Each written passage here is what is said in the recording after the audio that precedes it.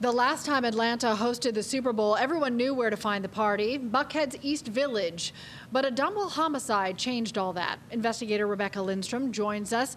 Rebecca, you've got to look at what visitors will find this time around as they head to Buckhead, a very different Atlanta. Think about this, Cheryl. Metro Atlanta's population has grown by almost 2 million people in the past 20 years. So visitors aside, there are plenty of people living in Atlanta right now that have no idea what Buckhead used to be. But I am assured the party is still there if you know where to look.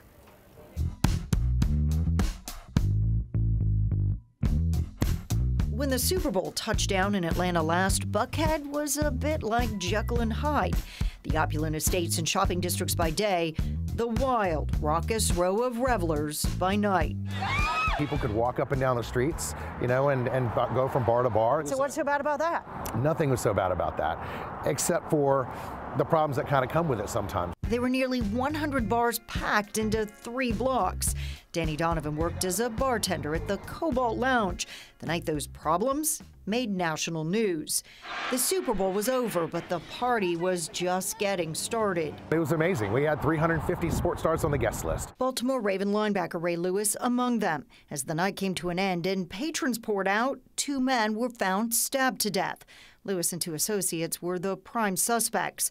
While no one was ever convicted, the community was convinced something needed to change. It was not safe, frankly. So business leaders pulled money to install about 24 security cameras monitored by police. They were put up on corners, primarily in the nightclub area. The city also ordered the bars to close sooner, and they were eventually closed down to turn the heart of the district's dark side into a shiny shopping mecca.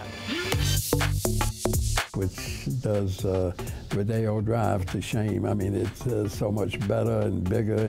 Buckhead Coalition President Sam Massell says it's just one of the 36 new shopping centers built in the past 2 decades, delayed but not stopped by the recession. We're sitting in a 29-story building. With a view of some of the 33 office buildings constructed since the Super Bowl, adding nearly 7 million square feet of new office space. Apartments, they have actually increased 200% since the Super Bowl was here last.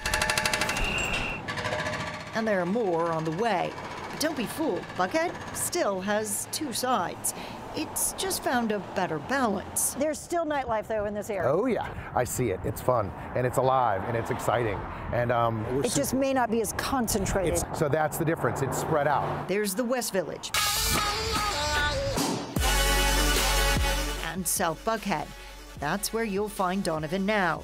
He says 1,500 people packed his show at the district on Friday. And it's still Buckhead. Oh, it's still Buckhead. So what about crime? APD says that's really hard to measure because Buckhead is just one community in Zone 2, and those boundaries have changed several times. So has their computer system, which houses all of that data. But I can tell you overall, robbery and aggravated assaults are down, even with the growth in population. But there were more murders and rapes in Zone 2 last year. If you want to get a closer look at the numbers, just visit 11alive.com. Rebecca Lindstrom, 11 Alive.